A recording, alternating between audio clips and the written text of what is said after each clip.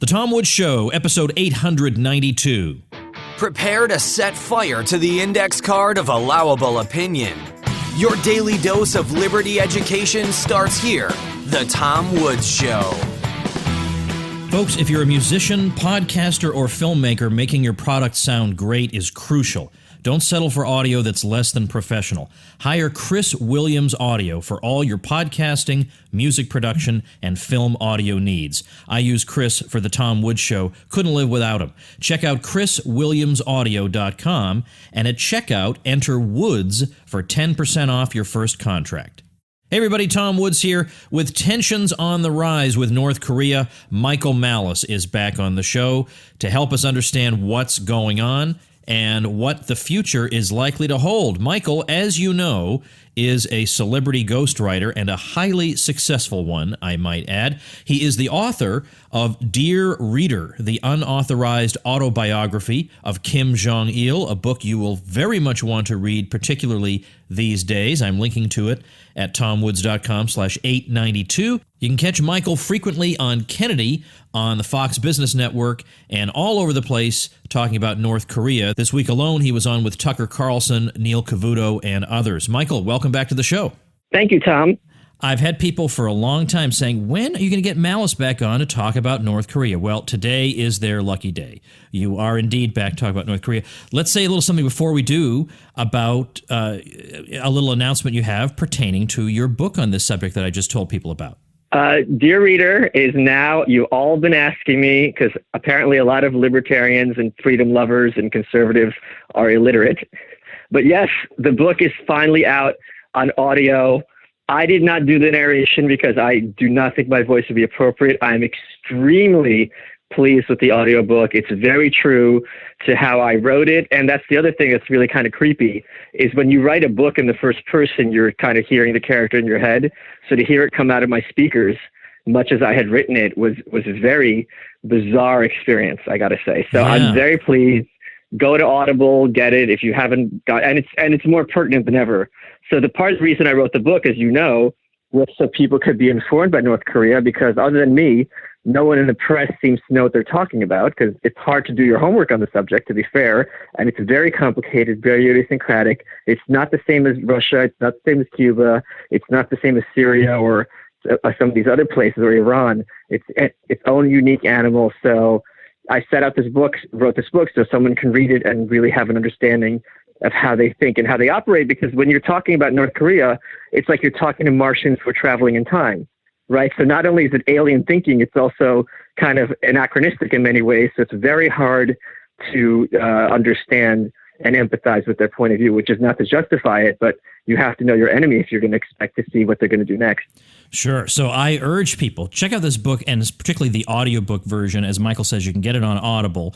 And in particular, Audible has a deal. If you're not yet a member, you get your first audiobook with them for free. And if you decide that you don't want to continue with Audible, they let you keep the audiobook for free. And even if you get the free audiobook, Michael still gets his royalties. So you don't have to feel guilty about it at all.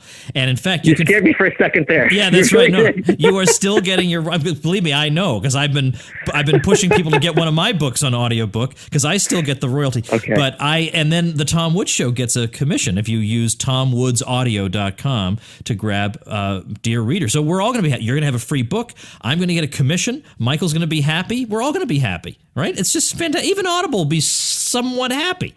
Although I promise after you're done reading Dear Reader, you won't be happy, because North Korea is so much worse than people realize. That is true. That's the one aspect of it that you won't be happy about. But check it out at tomwoodsaudio.com. Let's talk about current events, super current, like right here in the news. Yes. Up to now, what we know is that the North Korean regime is characterized by, wild statements and over-the-top statements, and generally the U.S. seems to have dealt with these things as diplomatically as possible, not to the point of opening relations and having talks, but, well, they understand. I mean, in other words, we haven't seen anything quite like what Trump has done. Right. And I want to know what you feel about this change. It's clearly a change in American policy to be that confrontational with North Korea. Well, I don't think it's necessarily a change in American policy in and of itself.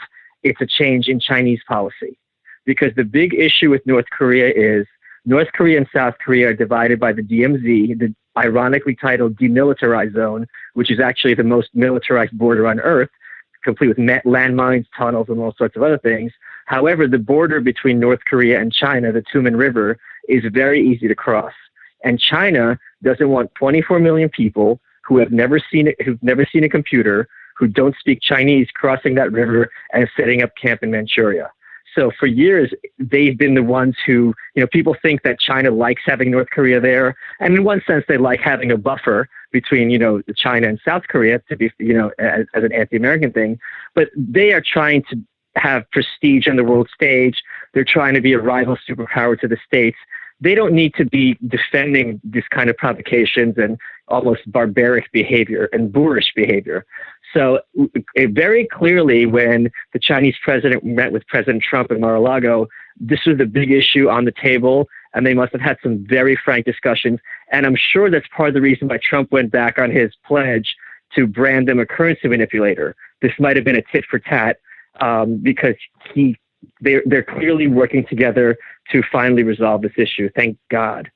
All right. So how do you feel about this then? You're in favor of the Trump posture? I'm in favor of freeing the North Korean people. I mean, these are 24 million hostages. They've been hostages for 70 years. It's been getting worse and worse over the decades. I mean, the horror stories fill my book, and they continue. Thankfully, there's less and less faith in the government by the North Korean citizenry as they find out more about the outside world. And China was the last holdout, as I said, for earlier reasons. So it's not the Trump posturing is nothing new. I mean, President Bush put them on the axis of evil because he didn't want to have 3 Muslim countries on that axis. He just grabbed them at random. But but that's why, not because he was really paying them much heed, right? Well, he was paying them much heed in the sense that he had read this book called The Aquarians of Pyongyang, which was the first Western expose of the concentration camp system on a large scale. And when he read it, it really shook him. And frankly, anyone who reads this book is going to be shaken by what it's like in these concentration camps, to be fair. However, the idea that they're somehow in cahoots or analogous to Iran or Iraq is nonsense. I mean, they do have relations with them in the sense of, like, we both hate America, but this is discussed in their propaganda in my book. The idea that it's an axis, which is like a mathematical, line, comparing 3 things, is nonsensical. The stakes are pretty high here, though. I mean, nobody denies that it must be a horrifying nightmare to live in North Korea and live in these terrible conditions and live under that regime. Right. But the stakes are extraordinarily high. I mean, we're hearing things like nuclear war could break out at any moment. This is not a small thing. This is nothing short of brinksmanship could be the solution. Well, this is what's kind of scary to me in the press, where they're like, oh, can North Korea hit the U.S.? Can North Korea hit the U.S.? North Korea can easily hit Seoul, the capital of South Korea, which has 10 million people. Now, granted, if you want to be a complete sociopath, you'd say I'd rather hit Seoul than, Los Angeles. Fine, that's technically true. The idea that we want a mushroom cloud and 10 million bodies is that's a nightmare scenario, a nonsensical scenario, and they absolutely have that capability right now, and they've had it for years. So the problem is, if you look, first of all, as people in the anarchist school point out all the time, when these regimes give up their nuclear weapons programs, just like in Libya, the leaders themselves get personally killed. It's the last thing and it was the United States that introduced nuclear weapons to the Korean Peninsula in the 50s. We took them out in the 90s. So they have a point when they say, you guys started this, and this is us, in defense. However, now that they have them, I don't know what it would take to get them to give them up, because Kim Jong-un would probably be shot, and with good reason. These people should all be shot. I mean, I don't know if crimes against humanity is something that's a good legal term. It's kind of like the victor's justice, but these are murderers and monsters who starve children for political purposes. What does South Korean opinion say about the current situation? Do they think Trump is over the top, or what? Well, South Korea has decreasingly been interested in North Korea. It's a very sad situation. So when North Korean refugees make their way to South Korea, and since you can't cross the DMZ, they have to go through China, make sure they're not caught in China, because then they're repatriated. So they either go China to Mongolia and Mongolia to Seoul, or China to, and they go through the Southeast Asian countries. And everyone from North Korea who steps foot in South Korea or a South Korean embassy, which is considered South Korean soil, automatically becomes a citizen. But once they're there, their accent is regarded as, the word I heard used was guttural. And I asked the refugee, I'm like, what would be the American equivalent of a North Korean accent? And they said, someone from the very deep South.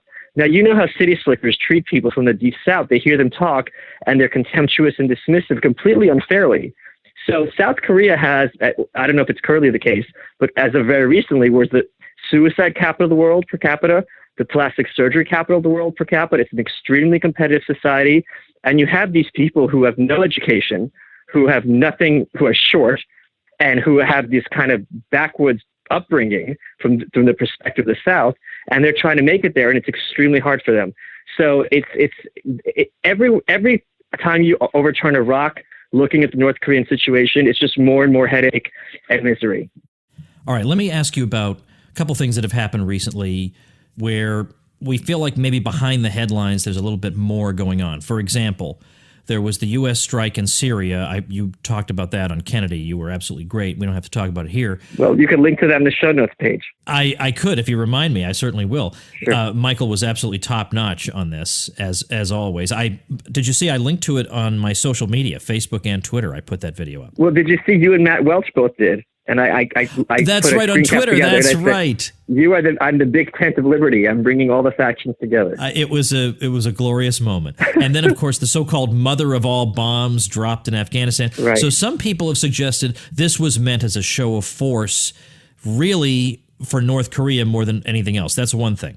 The second thing is we had this missile launch failure in North Korea. Right. And behind that headline, some people are saying maybe the U.S. somehow sabotaged that. In either or both of these cases, do you think that the headline should just be taken at face value, or is there really all this other stuff going on? There's no question that President Trump knows a lot more about North Korea than the public knows. And frankly, that's how it should be, because North Korea is watching the news just as much as us. The other theory that hasn't been broadly promulgated, but which I'm partial to, is let's suppose you're North Korea and America's saying, if you have this test, we're going in. Well, if you back down, then it's going to be a show of weakness. But if you have the test, it's going to be an attack. What do? So you intentionally sabotage your launch as a public show of impotence, but also a show that you're not backing down. So they are very, very crafty, and I wouldn't put that past them. However, even if we did manage to sabotage them by hacking it somehow, that's also going to put fear into them, because that shows that we've kind of infiltrated them. And in a way that, it's kind of like how the NSA is in many ways spookier than the cops. The fact that someone is listening to me on the phone and I don't know that they're there is a very different sense of fear than someone, banging at your door. Because when someone's banging at your door, you can see the threat, you know what they are. Whereas someone listening on the phone, it's kind of like eerie. So that is something that's kind of very effective and it feeds into the paranoia in North Korea that is pervasive in that society, even at the very top. So that'll be very, very healthy and very, very useful. As for the first one, if that's the whole point about Syria and the mother of all bombs was to scare North Korea, that would be a brilliant move. If that is the consequence, as opposed to the harsh negatives that come with it.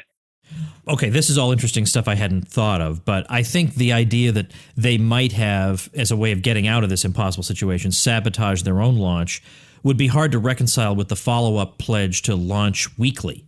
They're not going to sabotage a weekly launch. Well, now they can be like, we're going to refuse to launch weekly once you start talking to us or accommodating us. So that is a threat. That hasn't actually come through yet. That's just them saying. They've also threatened to blow up the world, They haven't done that. No, they haven't. But on the other hand, it seems to me like, again, the stakes are so high, you really don't want to negotiate with somebody who could potentially do this, who could do all this unbelievable damage. We want to just take our chances that it's all a ruse?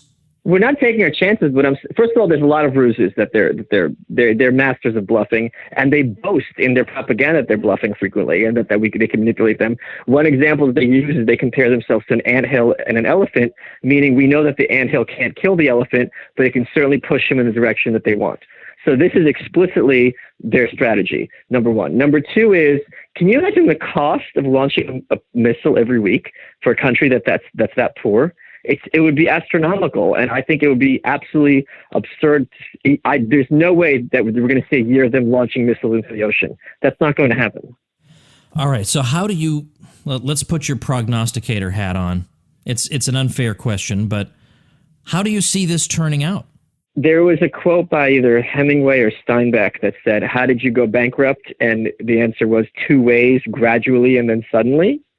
So that is how this is going to go down. It's going to be some sort of overnight Romania Ceausescu situation or Soviet Union, where one day you have the regime and the next day they're gone. They can't really liberalize in incremental terms because the population has been so manipulated and fed lies. For example, their big foundation myth, right? Our foundation myth is that the founding fathers sat down, wrote some magic spells on a piece of paper, created the Constitution, and now it's this invisible entity that we all have to listen to. Their foundation myth is that the great leader Kim Il-sung, after the U.S. imperialists, that's how we refer to, started the Korean War, repelled the Yank Devils from the northern half of the republic. So when refugees learn that it was in fact Kim Il-sung who started the Korean War, it's been described as akin to learning that FDR bombed the Japanese at Pearl Harbor. It totally blows your mind. So if they have any kind of liberalism where people have access to outside, and this has been 70 years of these lies, if they have any access to outside information, the general population, the resentment and rage and hatred they would feel would be terrifying to behold. And the regime would have extreme amounts of trouble keeping the people under control for the simple reason that it's not even one of these cases where they can have like a military junta and the military is paid off and healthy and happy at the people's expense. The military is hungry even. So the military would not have the loyalty to the regime in that situation. So it would go away. Something very radical would happen very quickly. Well, I'm reading some text from an interview that Trump did on Fox and Friends just yesterday, and he's saying, I don't want to telegraph what I'm doing or what I'm thinking. We'll see what happens. I hope things work out well. I hope there's going to be peace. But, we've been talking with this gentleman for a long time. Everybody's been outplayed. They've all been outplayed by this gentleman, and we'll see what happens. And then they asked him, well, what if North Korea tested another missile? And Trump simply said, we'll find out. Right. All right. So he's not, whereas I do feel like under Obama, I did know what was going to happen. I think probably they were figuring we just bide our time with this guy. I think that more or less was their policy, right? Yeah, North Korea wasn't a priority for Obama. And in his defense, it's such a hard nut to crack that I don't blame him for being like, I don't know what to do here and I can't even begin to wrap my head around it, especially given the fact that most leftists are far more concerned with domestic policy and increasing the welfare state as opposed to kind of foreign adventurism, especially in recent years.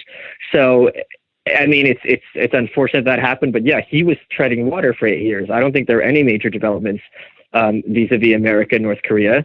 And I think it's to Trump's great credit, frankly, that one of his first priorities was to sit down with the Chinese president and say, we're finally putting a stop to this. And somehow, or maybe it was China that kind of had the overtures, we don't know, but they were both like, all right, we're going to work together. And, this is the worst place on earth, and we're going to figure something out. I have heard it speculated that it may in fact be the case that North Korea does not actually have nukes, that they say that the evidence shows that it just doesn't look like the strength is there to give us confidence that they actually have real nuclear weapons. What do you say to that? I think that's kind of nonsensical. So when Kim Jong-il had his choice of successors, according to the North Korea 10 Commandments, they have a constitution, but that's for show purposes only. Their actual guiding document is the 10 Commandments of Kim Il-sung. The 10th commandment, which is, thou shalt continue the revolution through the generations until it's fulfilled, which means only a descendant of Kim Il-sung can be the leader. So Kim Jong-il had 3 male children, or quasi-acknowledged, to choose from. The eldest was Kim Jong-nam, who was just recently killed in that airport by a surprise attack. Kim Jong-nam was passed over for the young son, Kim Jong-un, the current leader, because he told Kim Jong-il that he wants to denuclearize, that nuclear weapons are a big threat. And from Kim Jong-il's perspective, that's crazy because it was the nuclear weapons that was keeping North Korea in power, which was true. So Kim Jong-nam said publicly in interviews with Japanese reporters that they have nukes and that this is something that was a concern of his. So I don't see why he would have any reason to lie, especially because at that point he was already in Macau, in seclusion, fearing for his life and being kind of an exile from North Korea, worrying that he was going to get killed any moment, correctly. What would you do if you were in charge? If you were the U.S. president, what would you do? I would do what Mises said he would do. I know you would abdicate, but I'm talking about, let's just say that let's say Trump asked you, Michael Malice, what should I do? No, in all seriousness, I mean, this sounds like an evasive evasive answer, but it's not. I am so sure that you and I, let's say me, who has studied this issue extensively, I only know a tiny percentage of what's really going on there. Because, for example, when the Japanese Prime Minister Koizumi visited North Korea in 2002, the first Japanese prime minister to visit since World War II, to get that meeting set up, there were all sorts of meetings behind the scenes with people from North Korea who wouldn't even give their names. And they had to have all these things put into place, right? So China knows so much about what's going on there. The U.S. government knows so much about what's going on there. You and I, and the general population know so little. So the first thing I would do is I would have to sit down and say, okay, show me what you got. And second of all, I would just explain to him, like I did in my book, how these people think and how they operate. And I would point out the problems with each and every one of these possible scenarios. The biggest issue is, as I pointed out on Kennedy, you have 100,000 to 200,000 people in these camps who are told if the U.S. imperialists invade, we're going to kill you all and burn these camps down. Now, you might say that's a sunk cost and they're going to get killed regardless, but that's something that you have to consider. So and the fact is they've been told, the population has been told that since the 50s, the Korean War was devastating to Korea. You had Russia and China in the north, you had the U.S. and the UN in the south, and Korea's in the middle, and they got kind of wiped out. And their point is, the U.S. imperialists are going to reinvade and kill you all as soon as we drop our guard, and they've just been biding their time. The only thing keeping them at bay is our Supreme Commander, Kim Jong-un. So if we start striking, they could be like, look, they're back. This is what we've been warning you about. And the entire population would be ready to take up arms and die for the sake of the leader like they've been taught to since children. And it wouldn't even be that crazy because we actually would be attacking. So on the one hand, I think you feel like this regime is such a moral abomination that if you could do something to accelerate its demise, then that thing ought to be done.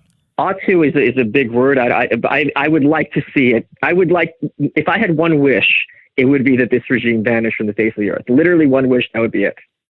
Now, in this case, I'm not saying I necessarily advocate this, but this would be different from, let's say, somehow you were able to dislodge this regime. I wouldn't be as concerned about the after effect because it would basically be a CIA-approved stooge who would take over. And if I lived in North Korea, I would take the CIA stooge by a million miles 100%. Over the current regime. So I'll take that. 100%. Whereas in Syria, right, it would be, I know it's going to be somebody terrible and somebody who can't possibly be controlled, and it would be a nightmare for everybody involved. I know that for a fact. Right. I don't feel like that would really be the case here, right? They just want food, homes, roads, and schools. They are the victims of the ideology. They're not proponents of the ideology. And I mean, look at South Korea. South Korea has the highest per capita income level of any place in Asia as of recently. South Korea and us sometimes have rivalries and they might dislike some things America does, but they are hardcore allies. And North Korea would very quickly, even China. I mean, wouldn't you rather have like a mini China than another Syria? I mean, it's a very easy answer. And again, you have people who are fleeing North Korea into China, women who are being sold into sex slavery, and just all sorts of nightmarish stuff. So yeah, it would not be analogous to Syria whatsoever. You're not going to have North Koreans. The only North Koreans that engage in terrorism did so under the auspices of the regime. They did this repeatedly, and this is why North Korea was on the state-sponsored terrorism list. But now they're just hungry. They just want education. You know what I mean? This is a Maslow's hierarchy of needs issue. It's not some sort of, we want to rule the world issue. Would you say that the regime is probably, one way or another, got to collapse of its own weight at some point? The regime already collapsed in the 90s. In the 90s, the food distribution centers stopped working. However, since the government provides everything in North Korea, if you said, where's the food, you got in legal trouble because that's criticizing the government. Kim Jong-il, and I talk about this in my book, intentionally let up to over 1 million people starve to death because he said if we give them food not through the government, through the UN, they won't need the government anymore. So when the government is not capable of providing food, education, and infrastructure, the railway system broke down too because there was no gasoline, that is regime collapse. And they're still there. So when regimes collapse, it's not like they literally vanish from the face of the earth and turn to dust. But there was a complete breakdown of lawlessness. And the lawfulness, The sick part is those who believed in the government and were most loyal to the regime were the ones to starve first. Because they're like, it's going to be fine, it's going to be fine. It's the cynical ones who start to steal and to go to China and break the law and to do all sorts of, air quotes, illegal things to do what they need to survive that manage to live. So that's even more how twisted this country is, that they've rewarded loyalty by death via starvation. Well, back here in the United States, we have a president who campaigned on a slogan of America First. And what we're seeing so far is he's now, if anything, more supportive of what Saudi Arabia is doing in Yemen. We got the strike in Syria. We got NATO troops making their way into the Baltic states, Poland, Bulgaria, Romania. You've got calls by the U.S. commanding general in Afghanistan for more troops there. We got U.S. troops returning to Somalia, and we got saber rattling over North Korea. Right. This is a bit much. Well, how great would it be if part of the deal with China is we liberate North Korea and then we get all of our troops out of Korea? Great. Love it. Wouldn't you love that?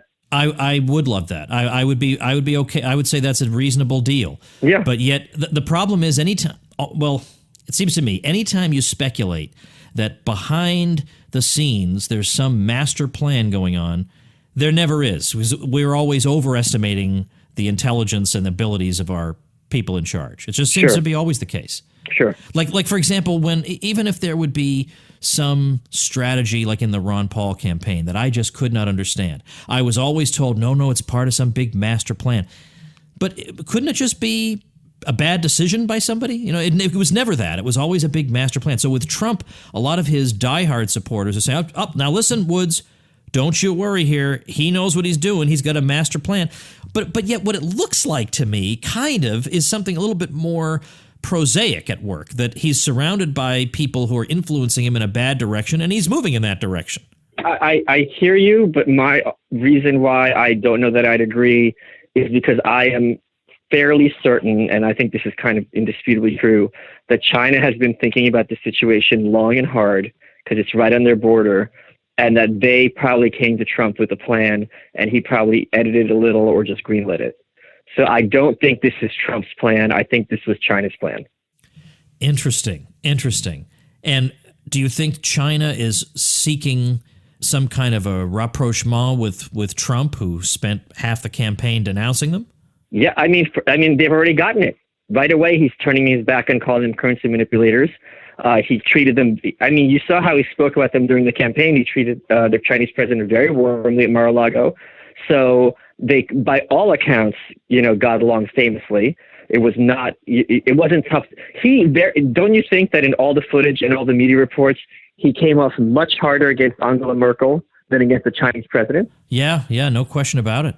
And during the campaign, he spoke against China. There's even a little montage of him saying China.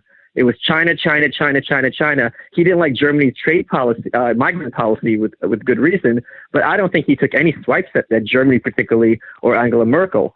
But you saw, they did shake hands earlier. That's kind of a mistaken thing. They shook hands at the press conference, but the body language and the tone and the look on her face, as opposed to the Chinese president, it was night and day. Yeah, that's an interesting insight. Well, I guess think about it. If he pulls off something with North Korea and ends this regime, This man deserves a Peace Prize every year for the rest of his life. Are you not concerned that if he does that, then that becomes the justification for every intervention from now until the end of time? I have no concerns bigger than freeing the people of North Korea. And there's always going to be, look, Tom, you really think they're going to need to find some rationalization? There will always be a rationalization. Come on. I don't know. I worry about this. They'll say, look, everything is just as easy as this. This was easy. They will always say that anyway. They'll say that anyway, Tom. There's no way, and there's no way this is going to be easy, by the way. There's no way. Well, I guess we just have to wait and see, right? This is not like my episodes on history where we say, okay, this happened and wasn't that interesting. Thanks for coming. And while you're waiting, you can read Dear Reader. Yes, that is now that's the way to wrap things up. Yeah, and catch up and be where everyone else is and understand what's going on there. So first of all, if you're an audiobook type, go to tomwoodsaudio.com and type in Dear Reader. Get that baby for free for yourself. If you are the old-fashioned type and you like to read it, have that thing in your hands physically, what is the best way to get the book? Just on Amazon. It's on Kindle, and you could get the paperback as well. So okay. I didn't know if you wanted us to go to your site or not. No. Just we could go to the links in the show notes page. Yeah. Okay. TomWoods.com/892 will have a link to Michael's book, both the audio version and the print. And is there a Kindle version? Yes, there is. And the Kindle version. That'll all be there. And then also make sure and watch this clip from Michael on Kennedy. It's not just on Syria. It's on several topics. But this is why he's the best. He's the guy on TV that you want to watch. You can't if you're on your way out the door to go somewhere, you have to say, wait a minute, hold on, I'll be out in a minute when Michael's on. And they cut my Casey Anthony joke. So. Yeah, but I saw that on Twitter, right? Did you tweet that joke out? Yeah, I did tweet that joke, yeah. Was it because they just thought it was in poor taste? They never tell me why they cut anything. I just get home and all of a sudden there's like a sudden pause in what I'm saying. I'm like, oh, darn it. Oh, that's terrible. That was a good one. Yeah, yeah. Would it be... Do you think it's suitable for the Tom Woods Show, or would we have to put a mature marking on it, or what? Well, let's ask the host. What does the host think? Host thinks it's a funny joke, so if you're offended by it, then go jump in a lake. Well, there was the head of Mother Jones Magazine, which is a far-left magazine, said that we shouldn't name Tomahawk missiles after Native Americans because it's offensive. And I said, well, we should name them Casey Anthony missiles because they are used to kill children. Yeah, that's... That's a Michael Malice joke right there. Did you make that joke up? Of course. That is great. That is great. Yeah, I'm glad you endorsed Casey Anthony humor, Tom. Well, how many kids do you have? 5? Off the air, but the joke is implicitly against the killing of children, is it not? So correct. Right, and she was found innocent. Oh, yeah. There is that. Yeah. All right. Well, look, not wanting to invite any more of a lawsuit than I already have, I'm going to say it's always a pleasure to talk to you, Michael Malice. TomWoods.com/892 is the Michael Malice smorgasbord, where you can get the Dear Reader book in all sorts of varieties, and for your intellectual pleasure. Thanks, Michael. Thank you, Tom. All right, folks, before I let you go, I need you as a favor to listen to what I'm about to tell you. I have a great guy who does the audio for this show, and he has helped me through many a crisis. He's helped me to mitigate recording issues. He's helped me to increase the overall sound quality. He's had very fast turnaround times. He's dealt with my crazy schedule like a champ. I cannot recommend him highly enough. So if you're somebody who needs podcast production, distribution, and marketing, or music recording, mixing, and mastering, session musicians, virtual instrument programming, Foley, sound effects, sound design, dialogue editing, or voice actors for voiceovers and dialogue replacement, Chris can take care of all of that. By the way, recently there was an episode of Contra Krugman. It was episode 82.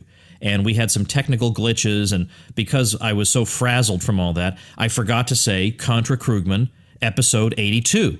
And then I was out for dinner. There was no way for me to record it. So Chris, in his usual creative way, pulled out from me saying episode 72, he got the 2, and then from episode 81, he got the 80, and he put them together, and you can't tell the difference. It sounds like I said Contra Krugman, episode 82.